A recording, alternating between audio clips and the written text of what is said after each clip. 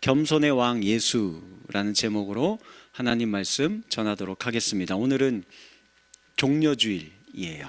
그래서 특별히 요한복음 본문 좀 앞에 있는 이 요한 종려주일에 해당하는 본문을 가지고 와서 말씀을 전하고자 합니다. 종려주일이 무슨 날일까요? 예수님이 마지막으로 예루살렘에 입성한 날입니다. 십자가를 짊어지기 위해 들어오셨지요. 어린 나귀를 타고 예루살렘에 입성하셨고, 사람들은 그 예수님을 기다리며 큰 무리가 모여서 손에는 종려나무 가지를 흔들며 호산나 찬송하리로다, 주의 이름으로 오시는 이 곧 이스라엘의 왕이시여 라면서 환호성을 질렀습니다.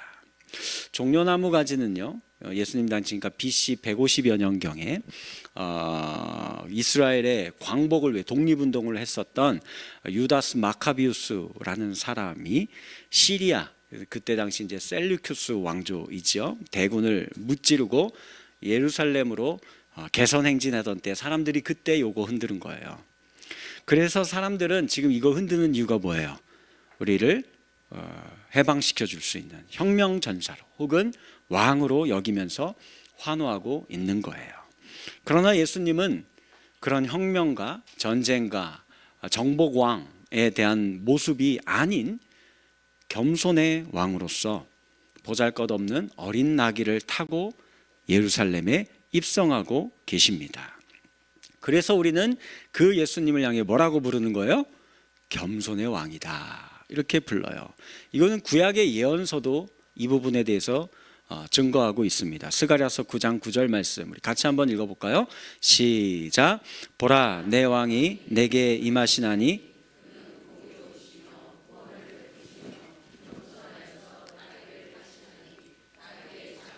곧 낙이 새끼니라. 이렇게 성경도 증언하고 있는 겸손의 왕이시에요. 그런데 여러분들 이 시간에 그게 뭔 뜻인가? 겸손의 왕, 뭐 예수님 그렇지 겸손하신 분이지, 그 겸손의 의미를 진짜 잘 이해하고 계신가? 우리가 말씀으로 생각해 보자라는 거예요. 그 겸손이 도대체 뭘 이야기하는 걸까? 이 겸손에 대해서 제자들은 잘 이해하고 있었을까요? 본문의 이 장면과 그동안의 이 정황을 우리가 한번 곰곰이 되짚어보고 생각해 보면 좋겠습니다. 사실은 제자들은 그 누구보다도 예수님에 대해서 잘 알고 있는 사람들이었지요. 예수님이 가르치실 때에 하나도 안 빼놓고 다 옆에서 듣고 있었고, 예수님이 제자들이 잘 이해 못하는 부분이 있으면 제자들만 따로 불러서 설명을 해주시기까지 했어요. 또한 제자들은 예수님이 행했던 그 많은 이적과 기적, 표적들을 하나도 놓치지 않고 바로 옆에서 다 목격했었던 증인들입니다. 경험한 사람들이에요. 그래서 당시에 그 예루살렘에 모여있는 그 어떤 사람들보다도 예수님에 대해서 잘 알고, 그리고 그 백성들이 하고 있는 이런 퍼포먼스들이요, 종려나귀 흔들고 옷까지 벗어서 깔아놓고 호산나 하고 하면서 하필이면 그 이야기를 하고 있는 이런 퍼포먼스들이 이게 뭘 의미하는지도 제자들이 알았을까요? 몰랐을까요? 알아요. 이거 다 알죠. 이거 유대인이라면 모를 수가 없는 내용들입니다. 바로 얼마 전 예수님께서 이렇게 보니까, 여기 모여있는 사람들 보니까, 저기 있는 저 사람들, 며칠 전에 그 베다니에서 죽었던 나사로를 다시 살렸을 때 충격과 경의를 느꼈던 그 사람들 여기 지금 모여있네. 그래서 그 사람들도 여기서 막 환호성 지르고 난리가 났구만. 여기 있는 사람들 보니까 오병이어때 그 예수님이 먹였던 떡을 먹고 그 기적을 체험했었던 그 사람들 여기 모여있네. 또 종려나무 가지를 흔드는 이 사람들을 보면서 이 사람들 예수님을 향해서 그 마카비우스 혁명 일으켰던 것처럼 우리 지금 이 유대 사회를 뒤집어 엎어주기를, 뭔가 그런 역할을 기대하고 있는 거구만. 이거 알아요. 제자들도 알아요. 그런데 이런 예수님을 향해서 또 어떤 일이 있었냐면 체포영장이 이미 발부됐어요. 성경 앞장에 보시면 이 예루살렘에 있는 지도자들이 예수님 붙잡아 온 사람에게 현상금 준다 이러면서 이미 체포영장이 발부되어 있다는 것도 제자들이 알았을까요? 몰랐을까요? 그거 알아요. 이걸 알고 있습니다. 그런 곳으로 예수님이 들어가고 있으니 분명히 지금 여기 이 현장에서는 막 환호성 부르고 막 환영하는 분위기고 이러지만 틀림없이 소란이 일어날 거다. 소동이 벌어지게 될 거다. 그런 곳을 예수님이 최종 목적지로 삼고 지금 가고 있는 거다. 그래서 이 퍼레이드가 결코 이렇게 평화롭게만 끝나지는 않을 거다라는 것도 제자들이 알았을까요? 몰랐을까요? 알아요. 이것도 다 알아요. 그런데도 예수님은 어린 나귀를 타고 입장하시는 거예요. 야, 우리 예수님 기가 막힌 분이시네. 센스 죽이는구만. 어떻게 딱 이런 상황에서 그 어린 나귀를 타고 입장하실까? 그런 예수님의 모습이 혁명가나 전쟁가나 왕으로 비추어지지 않고, 야, 예수님 역시 말씀 잘 알아. 이 제자들도 알거든요. 스가랴서 9장에 나오는 그 겸손의 왕을 나타내고자, 그래서 지금 예수님께서 이런 퍼포먼스를 하는 거라고 제자들은 이해하고 알았을 겁니다. 겸손의 왕에 대해서 알고 있었어요. 그런데 성경은 이런 제자들에 대해서 뭐라고 말하냐면 16절에 제자들은 처음에 이 일을 깨닫지 못하였다 라고 이야기를 해요. 아니, 이게 무슨 말이에요? 깨닫지 못했다고요? 아니, 이게 겸손의 이 행위를 하기 위해서 어린 나귀를 타는 거, 이거 알고 있다니까요, 제자들이. 그것도 좀 아마도 비실비실해 보이는 어린 나귀를 탈수록 더 좋겠죠. 그래야 더 그렇게 보이고 백성들에게 더 야, 우리 예수님 역시 멋진 분이다 이렇게 보일 수 있으니까요. 그런데 그게 아니라는 거예요. 성경은 이야기하는 게 겸손이란 그런 게 아니라는 거예요. 진짜 겸손이 뭔지를 제자들이 아직 깨닫지 못하고 있다라는 겁니다. 예수님이 생각하는 겸손의 왕으로서의 해야 할 일과 제자들이 생각하는 겸손이 많이 차이가 나요. 많이 달랐다라는 겁니다. 자, 여러분들이 생각하는 겸손은 도대체 뭡니까? 겸손하다라는 게 뭘까요? 겸손의 왕이라 불리우시는 예수님이 왜 도대체 겸손의 왕이라고 불리는 걸까요? 어떻게 행하고 사는 것이 겸손한 것이다 라고 여러분들은 생각하십니까? 제자들이 바라보는 지금 어린 나귀를 타고 입성하는 예수님의 모습을 제자들은 어떻게 보고 있었냐면 딱 이 그림입니다. 저게 뭔 것 같아요? 네, AI로 만들어낸 이미지예요. 실제 인물들 아닙니다. 어떤 정치인인가 찾아내려고 유추해봐도 아닌데요. 틀려요. 네, 그렇죠. 정치인들이 언제 저거 하죠? 선거철에 되면은 하는 거 있잖아요. 자주 저 장면 너무 이제 식상하게 방송에 자주 나와요. 자신들이 서민과 함께하는 이 겸손한 사람인 것을 보여주려고 이제 노력을 하죠. 그리고 꼭 가야 되는데 어디를 가야 돼요? 시장 가서 뭐 사 먹어야 돼요? 떡볶이 오뎅 이거 사 먹어야 돼요 하면서 떡볶이 어떻게 먹어야 돼요? 입에 묻혀야 됩니다. 이렇게 막 묻히고 막 질질 흘리고 이렇게 먹어야 되고, 국밥집도 코스예요. 가야 돼요. 국밥집. 근데 기왕이면 어떤 국밥집이면 제일 좋아요? 욕쟁이 할머니 있는데 참 센스. 그래서 욕쟁이 할머니가 뭐 달라고 여기 왔어 이 XXX 이놈아 막 이러고 해줘야 그게 장면에 딱 나가야, 그래서 아이고 하면서 막 이제 국밥 한 그릇 주셔 하면서 그거 먹어야, 그래야 이게 효과가 올라가는 거거든요. 예. 그리고 또 이제 저렇게 나물 파시는 이런 분들 이렇게 가서 쪼그리고 앉아가지고 특히 또 뭐 하면 좋아요? 저 파시는 분들이 손이 흙이 묻어 있고 이러면 더 좋아요. 그래서 덕섭 잡고 막 이렇게 정겹게 얘기를 나누고, 양로원, 고아원 이런 데 가서 사진 찍고 이런 거 하잖아요. 어때요? 겸손하죠? 아니에요? 진정성이 확 떨어지죠. 진짜 겸손하고는 좀 거리가 멀죠. 저분들은 단지 시민들의 표를 얻기 위해서 하는 거죠. 제자들이 바라본 어린 나귀 타고 예루살렘에 들어가고 계시는 예수님을 딱 이렇게 본 거예요. 그 뒤에 있었던 수행원들이 딱 제자들 모습입니다. 그동안 제자들이 어떤 모습을 보였는지 한번 생각해 봐요. 마리아가 며칠 전에 그 베다니의 집에서 그 예수님을 향해서 향유를 쏟아붓고 머리카락을 풀어헤쳐서 그 발을 씻었어요. 머리를 풀어헤치는 경우는 애곡하는 경우이거나 아니면 내가 회개하는, 그렇죠? 성경에 그런 표현들 많이 나오잖아요. 내가 막 머리를 풀어헤치고 하나님 앞에 막 토설하면서 죄를 회개하는 그런 경우들, 이런 경우에 하는 거거든요. 그걸 상징하는 거예요. 그러니 이 제자들은 아직도 모르고 있는데 마리아만은 알았어요. 아, 예수님 곧 죽는다, 돌아가신다. 그러니 견딜 수 없어서 그 죽음을 애도하고 있었는데 그 모습을 보고 뭐라고 했어요? 유다는, 야, 그거 300데나리온이나 나가는데, 그러면 노동자의 300일치 임금이에요. 그러니까 수천만 원이 나가는 겁니다. 그거 팔아가지고 가난한 자들에게 선행을 베풀고 자비와 겸손을 행하면 이거 얼마나 좋냐. 그런데 너는 선행, 자비, 겸손 이딴 것도 모르는 이 교만한 여인아 하면서 낭비했다고 막 나무라라는 겁니다.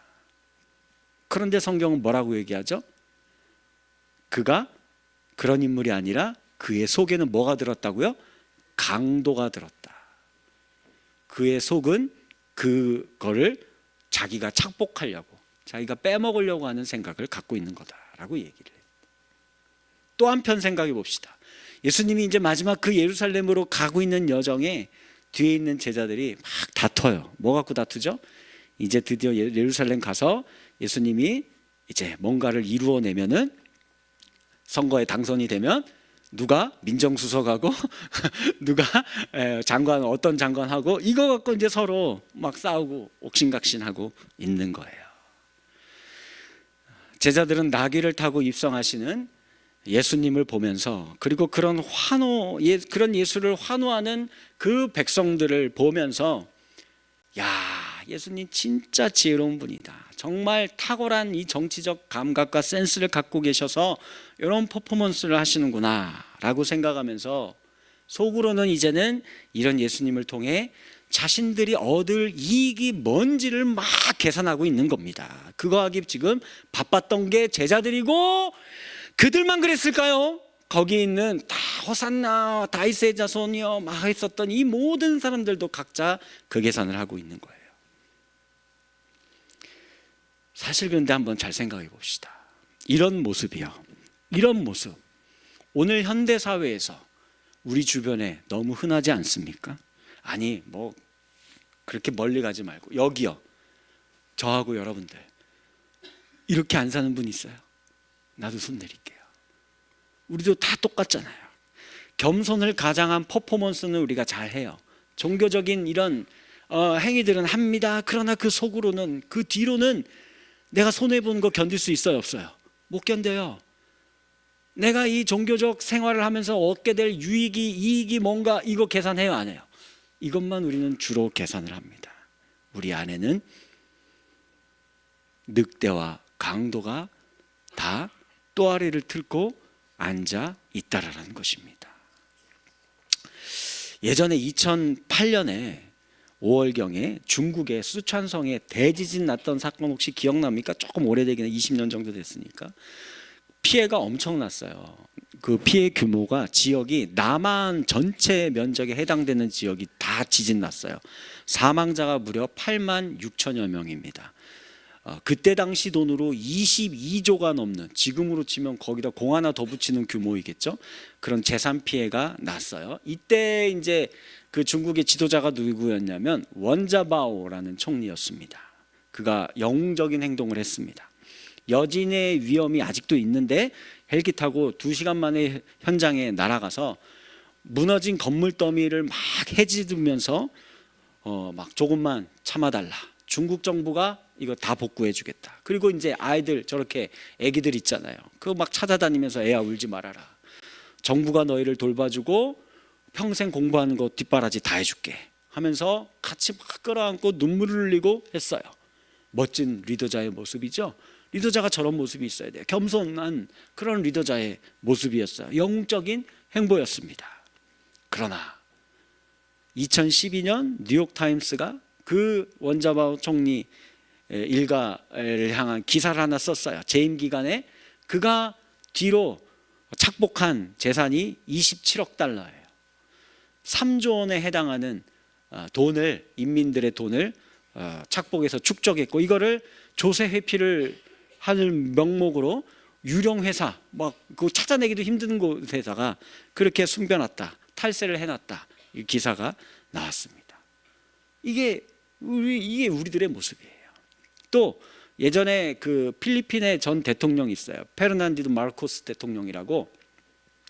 그때 당시에 이제 필리핀이 부정부패가 너무 심했어요. 그때 1965년에 국민들의 힘을 힘입어서 부정부패한 정부를 물리치고 대통령이 당선되고, 그때부터 이제는 이 부정부패를 척결해 나가기 시작해요. 필리핀이 막 밀수, 이게 엄청났거든요. 마약이다, 모든 게 다 밀수로 막 이루어지고 그랬거든요. 이거 다 차단하고, 그리고 특별히 부패한 군인들이 다 요직을 차지하고 있었는데 막 목숨 걸고 싸워서 그들 다 퇴출시켰습니다. 농업 혁명을 일으켜서 필리핀이 드디어 쌀이 자급자족하게 만들어 주었고요. 대규모 인프라 공사를 했어요.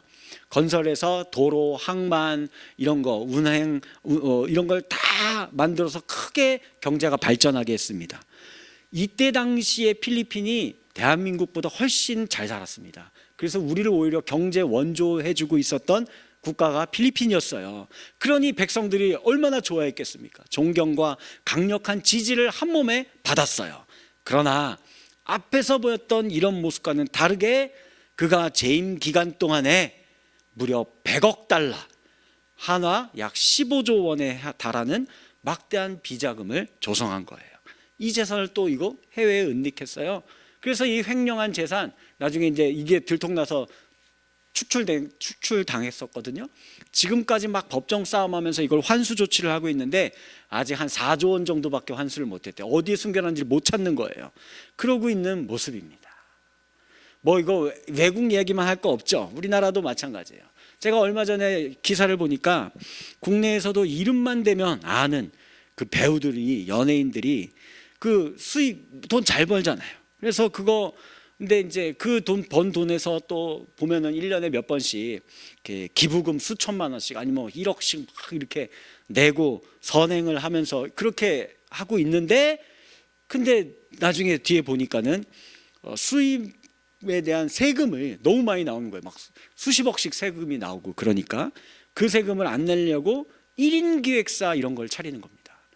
그게 어떻게 탈세가 되는지 전 잘 모르겠는데, 하여튼 그렇게 해서 횡령한 재산이 뭐 100억, 200억, 막 300억 이렇게 된다라고 하고 있어요.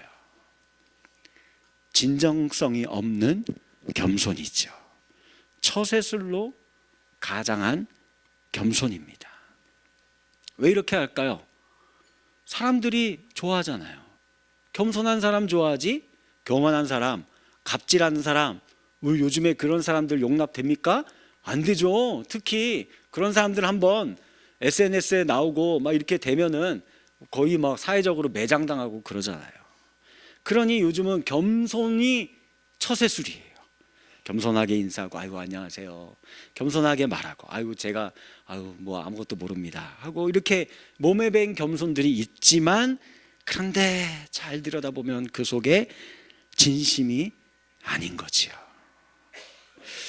예수님이 한번 이런 이야기 말씀하신 적이 있죠. 너희가 잔치집에 가거든 어디에 앉으라고요? 상석에 앉아라. 아니죠. 끄트머리에 말석에 앉아라. 왜 그렇죠? 처음부터 상석에 앉았다가 진짜 주인공 VIP가 왔을 때 이제 주인이 아이고 죄송하지만 당신 자리 거기 아니에요, 좀 비켜주실래요? 이러면 이거 얼마나 부끄러워요. 그런 거 안 되고, 그리고 또 내가 이제 말석에 앉았는데 주인이 와서 아이고 당신 왜 여기 계십니까? 일로 오세요, 일로 오세요. 이렇게 하면은 어때요? 기분 좋잖아요. 네, 알겠습니다 하고 거기 가서 탁 앉고, 이거 너무 좋잖아요. 제가 이 말씀 지금부터 훨씬 젊었을 때 한 30대 때 그 읽고, 야 이거 진짜 지혜로운 말씀이다. 역시 예수님, 와 이거 너무 좋은데. 그래서 제가 이 말씀을 잘 따라서 했을까요, 안 했을까요? 잘 따라서 했죠. 야 이거 얼마나 기가 막힌 지혜로운 말씀입니까? 그래서 제가 항상 이제 모임에 가면은 끝에 앉는 거예요. 구석에 불편한 자리에 앉으면 그 누군가가 이제 아이고 목사님 왜 거기 계세요? 이리 오세요. 이렇게 하는 거예요. 그러면 어때요? 제가 가도 돼요? 아유, 감사합니다. 그래서 기분 좋잖아요. 속으로 기분 너무 좋아서 이제 아유, 네네, 그렇게 이제 이렇게 하고. 그런데 어느 날인가는 제가 그 학회가 있어서 이게 기독교 교육학회, 이제 뭐 되게 큰 뭐 유명한 학회 아니에요. 그냥 동아리 같은 학회예요. 거기에 이제 한 번은 논문을 하나 제가 발제할 게 있어서 간 적이 있어요. 그래서 제가 근데 또 여전히 이제 끝에 자리에 이렇게 앉아 있었죠. 그럼 이제는 내가 발제자니까 아유, 목사님 거기 계세요, 일로 오세요 할 줄 알았는데 안 하는 거예요. 그래갖고 내내 신경질 나고 막 섭섭하고 막 이게 뭐야, 내 다시는 이거 나 시키면 하나 봐라, 이제 나 여기 학회하고 활동 안 할 거야, 막 이렇게 생각했을까요, 안 했을까요? 했죠. 그랬어요. 그래서 근데 이제 제가 지나고 돌아오는 길에 생각해 봤어요. 돌아오는 생각해 봤더니 이거 진짜 위선자네. 진짜 가식적인 놈이구나. 내가 참 위선자였구나. 겉으로 보여지는 겸손만 있지 실제로는 그런 인생이 아니구나. 이 겸손을 가장한 교만이 내 안에, 이 늑대가, 강도가 자리 잡고 있었구나. 제 자신이 너무 싫었습니다. 많이 회개했어요. 또 한번 생각해 봅시다. 우리 기도할 때 봐요. 기도할 때 뭐 어떤 기도 많이 하시세요, 여러분들은? 주로 주님, 저는 죄인입니다. 저를 불쌍히 여겨 주시옵소서. 제가 죄인 중에 괴수입니다. 이 기도 많이 하시죠? 저도 이 레퍼토리를 제일 많이 해요. 제가 잘 맺습니다. 기도하는데. 그런데 그런 저에게 와서 누군가가 그래, 당신 보니까 진짜 못된 놈이네. 어떻게 목사가 됐고 그따구로 해 하면서 막 나한테 뭐라고 지적질을 하는 거예요. 그러면 제가 뭐라고 할까요? 네, 죄송합니다 이럴까요? 아니면 네가 뭔데 아니 너나 똑바로 해, 이 양반아, 왜 나한테 와갖고 이러는 거야? 제가 이럴까요? 후자죠. 솔직해져 봐요. 후자지요. 그거 누가 그 자리에서 죄송합니다 뭐 이렇게 하겠어요? 물론 대놓고 제가 아마 너나 똑바로 해, 이 양반아, 그러진 않겠지만 속으로 분명히 지도 뭐 얼마나 뭘 잘났다고 나한테 와서 지금 이러는 거야, 아마 이렇게 생각할 겁니다. 어때요? 이게 진정성 있는 겸손입니까? 아니죠. 아니에요. 교회에서는 분명 여러분들이 많이 듣죠. 겸손해라. 설교도 많이 하고 성경에도 많이 적혀 있고, 그리고 또 요즘 보면 조금만 이 해안이 있는 사람이 이 겸손한 사람이 이거 인기 있다, 이거 괜히 무례하고 갑질하는 인생하면 이거 한 방에 골로 간다, 이걸 알고 겸손을 행할 겁니다. 근데 이거는 진정한 겸손이 아니에요. 예수님 봅시다. 예수님은 예루살렘 성전을 향해 한 번은 뭐라고 이야기하신 적이 있냐면 강도의 소굴이다 라고 말씀하신 적이 있어요. 겉으로는 예루살렘이 어때요? 종교적 겸손이 차고 넘치는 곳이죠. 기도 소리가 끊이지 않고 금식하는 자들이 넘쳐나고 10의 2조가 그곳에 막 흘러들어와요. 그런데 그 성전에서 봉사하는 자들, 제사장, 사두개인, 서기관들, 이 사람들이 뭐하고 있어요? 백성들이 가지고 온 재물을 약탈해가고 세금을, 성전세를 중간에 전문 용어로 삥땅 치고, 그리고서는 이방인들에다가 상인들 자리세 받고 난전을 펴놓게 만들고서는 착복해 가고 있었던 거예요. 성전에서 자기 이익만을 추구하는 강도들이 득실득실 했던 겁니다. 자, 그렇다면 한번 생각해 봅시다. 오늘날 교회는 어때요? 우리 교회는 어떻습니까? 이런 모습 없어요? 이런 모습 없냐고요. 왜 오늘날 교회가 세상에서 많은 지탄의 대상이 되고 있습니까? 물론 그 중에는 별다른 이유도 없이 그냥 하도 세상이 이제 기독교 하니까 진짜 기독교들인가 보다 하고 막 그냥 쓸데없는 허물 잡아서 막 이렇게 하는 사람들도 있지만, 그러나 우리가 우리의 속을 가만히 들여다보면 우리 안에, 이 교회 안에, 저와 여러분들 안에 강도와 늑대가 자리 잡고 있기 때문은 아닌가요? 겉으로는 사랑과 용서와 겸손과 섬김을 말하면서 희생하고 손해보려고는 절대 하지 않고 여전히 어떻게 해서든 내가 이 종교적 행위를 통하여서 내 이익을 어떻게 얻을 수 있을까? 나는 어떻게 하면 더 잘 먹고 잘 살 수 있을까? 이 생각만 하면서 이 예배당의 자리에 나오고 있는 것 때문 아니겠습니까? 겉모습은 점잖고 겸손한 모습을 보이는 것 같지만 결국 낙이 타고 입성하신 그 예수님을 통해 각자의 유익을 챙기기에 바쁜 동상이몽들을 지금 다 그렇게 그리고 있었던 제자들과 그 환호하는 백성들과 별반 다르지 않기 때문 아닌가요? 우리는 우리 속에 이기적인 욕심으로 가득한 강도와 같은 자들이 이 능그렁이처럼 또아리를 들고 있다는 것을 깨달을 필요가 있습니다. 진정한 겸손은 그렇게 오직 예수님에게서만 배울 수 있습니다. 그분이 어린 나귀를 타고 예루살렘에 입성하신 것은 퍼포먼스가 아니었어요. 진짜로 죽으러 들어가신 겁니다. 우리를 살리기 위해 자신을 내어주려고 입성하신 거예요. 진정한 겸손은 자기 유익을 취하지 않습니다. 진정한 겸손은 자기 자신을 내어주는 겁니다.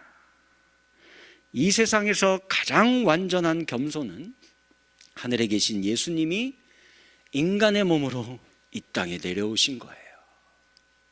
이 세상에 있는 가장 완전한 겸손은 내려오신 그분이 우리를 위해 그 몸을 내어주신 것입니다. 이 세상에서 가장 완전한 겸손은 우리 생명을 살리기 위해 그분의 생명을 내어주신 것입니다.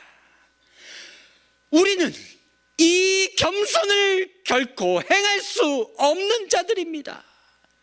우리 안에는 언제나 이기적인 욕망이 가득하기 때문이에요. 우리 안에는 언제나 늑대와 강도가 자리 잡고 있기 때문입니다. 타인보다 나 자신의 유익이 먼저이고, 타인보다 나 자신의 안위가 먼저이고, 타인보다 나 자신의 명예가 우선이기 때문입니다. 그렇기에 우리의 겸손은 이 사실을 깨닫고 인정하는 것에서부터 출발하는 겁니다. 여기서부터 시작해야 돼요. 우리는 진정한 겸손을 행할 수 없는 자들임을 아는 것에서부터 시작합니다. 그럴 때 이제 우리는 견딜 수 없는 심정으로 자신을 내어주신 예수를 바라보기 시작하실 것입니다. 그래서 어쩌면 예수님께서 가장 겸손한 모습을, 그 예수님께 가장 겸손한 모습을 보였던 며칠 전에 그 마리아처럼 우리가 행할 수밖에 없는 것임을 깨닫게 돼요. 이분 나를 위해 죽으러 오셨구나. 나를 위해 자신을 내어주시는 분이구나. 그런 예수께 내가 뭘 드릴 수 있을까? 내가 뭘 어떻게 해야 될까? 아무리 생각해도 없는 거예요. 그래서 그녀가 자기가 평생 모았던 가장 귀한 향유를 그 발에 붓고 머리를 풀어헤치고 눈물로 그 발을 씻겨드리는 겁니다. 그분의 죽으심을 슬퍼하며 그리고 또 감사하며, 그분의 죽으심을 애도하며 또 한편으로는 기뻐하며 그저 그분을 닮아가기를 힘쓸 뿐인 겁니다. 말씀을 맺습니다. 여러분들, 다행인 것은요, 제자들도 성령이 임한 뒤에는 자신들이 얼마나 교만하고 어리석은 인생인지를 깨닫게 됩니다. 자신들의 속에 얼마나 큰 강도가 들어있는지를 알게 돼요. 그래서 제자들은 눈물로 회개하며 이제 예수님을 닮아 자신을 내어드리는 삶을 조금씩 살아가기 시작하는 거예요.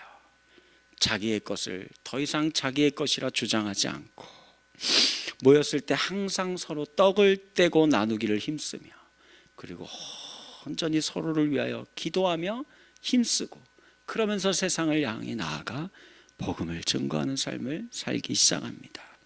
오늘 겸손의 왕이신 예수님께서 예루살렘에 입성하셨습니다. 이 환호성이 며칠 뒤에는 저를 십자가에 못 박으라 라는 분노의 함성으로 바뀔 것입니다. 종려나무 가지를 흔들며 맞이했던 자들이 이제는 그 손에 채찍을 흔들며 예수의 육체를 찢어발길 것입니다. 자기의 겉옷을 벗어 내어준 자들이 이제는 예수의 속옷까지 다 뺏어갈 겁니다. 예수는 그걸 다 아시면서 예루살렘으로 입성하셨습니다. 자신을 내어주신 겸손의 왕이십니다. 이분이 오늘 저와 여러분들의 인생 가운데 입성하는 은혜와 축복이 임하기를 주님의 이름으로 간절히 축원합니다. 우리 시간 함께 찬양하고 기도하는 시간 갖겠습니다.